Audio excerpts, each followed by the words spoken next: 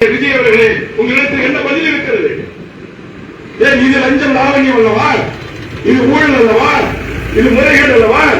எங்கே ஒரு எஸ்ஐ, ஒரு இன்ஸ்பெக்டர், ஒரு ஏட்டை 1000 ரூபாய் வாங்கினார், 2000 ரூபாய் வாங்கினார்.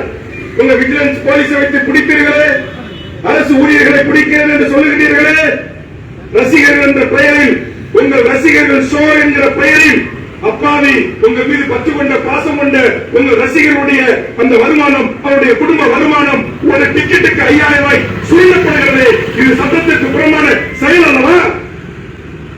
இதையெல்லாம் குறித்து உங்களிடத்தில் பதில் இருக்கிறதா?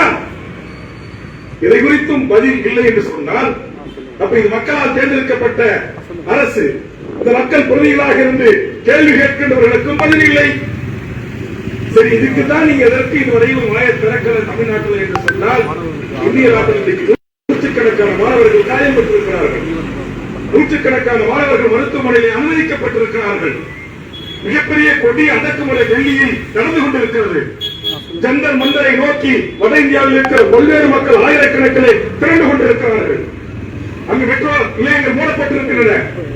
நாடாளுமன்றங்கள் பல நாட்களாக நடைபெற முடியவில்லை. நாடாளுமன்ற உறுப்பினர்கள் வீதிக்கு போராடி கொண்டிருக்கிறார்கள்.